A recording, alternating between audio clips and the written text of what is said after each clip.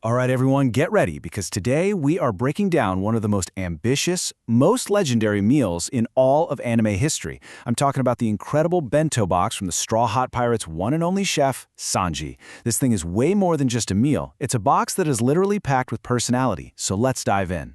So you might be asking, what could possibly inspire a meal this extra? Well, a crush. Yep, Sanji originally made this absolute masterpiece for a girl he had a thing for, and, as the quote says, that pretty much explains everything, right? The insane variety, the attention to detail, it's basically a culinary love letter. Of course, by classic twist of fate, it ended up in the hands of his captain instead. So, here's our game plan for today. First, we're going to tackle those hearty main dishes. Then, we'll get into all the perfect little sidekicks.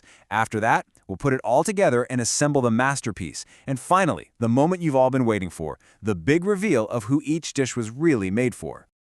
Okay, let's get right into section 1, the hearty main dishes. These are the big, protein-packed showstoppers, made for the crew members with the biggest appetites. And we are kicking things off with an absolute classic.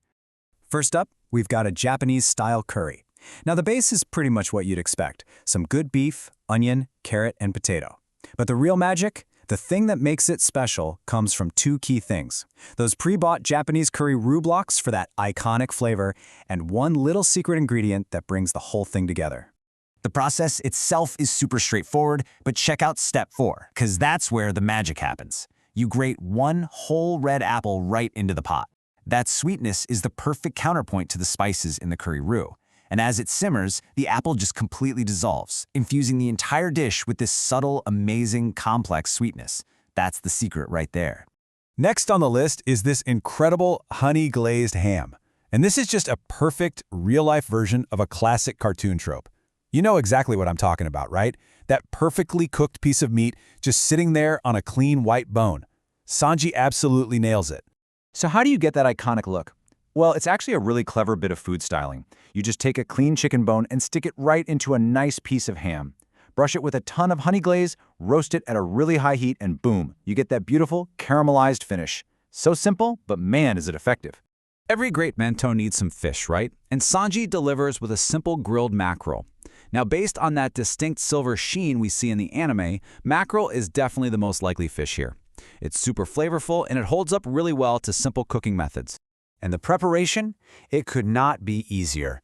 A little bit of oil, a heavy pinch of salt inside and out, and then just a quick roast in a hot oven.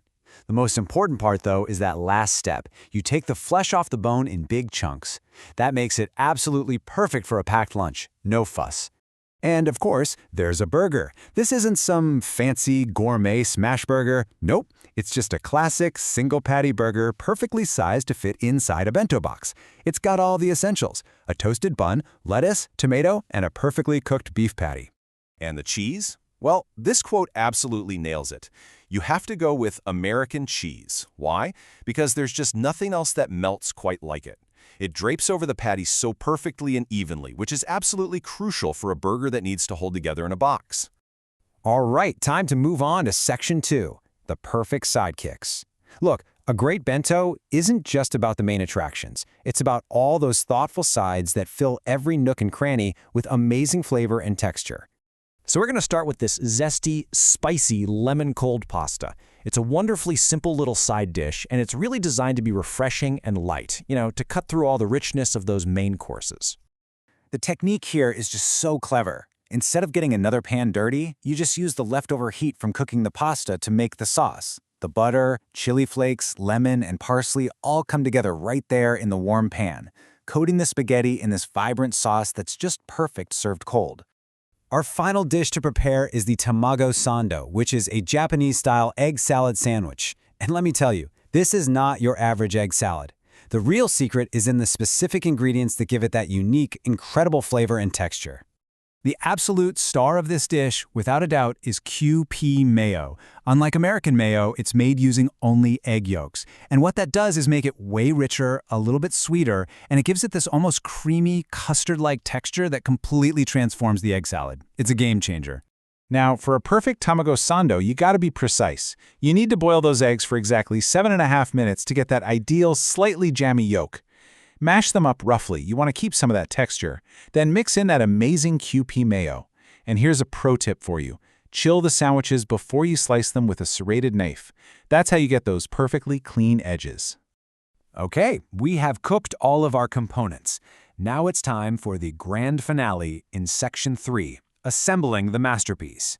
This is where the art really meets logistics, and honestly, it's basically a delicious game of Tetris. And this just goes to show how challenging it really is. Every single item has to be placed perfectly. The ham goes in the corner, with the bone sticking up.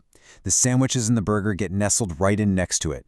Mackerel and pasta fill in all the gaps, and then the rice and curry create that amazing, striking diagonal line. It's a puzzle, and every single piece matters. And that brings us to our final section. And let's be real, it's the part every fan really wants to know. A feast for the crew. See, this bento wasn't just some random assortment of delicious food. Sanji actually packed it with the favorite dishes of his crewmates. This right here is what reveals the true heart of this bento box. Each and every dish was chosen for a specific person. The grilled meat, that's for Luffy. The curry and rice is for Zoro. The fish is for Usopp. The pasta is for Sanji himself. The sandwiches are for Robin. And the burger is for Frankie. It's a completely personalized feast that just proves, once again, that Sanji is the ultimate provider for his crew. So, when you look at this incredible spread, it's so clear that this bento is way more than just a meal. It's a story of friendship, of adventure, all packed into one amazing box. Which, of course, leaves us with one final question for you. If you were going to tackle this incredible feast, which Straw Hat's favorite would you make first?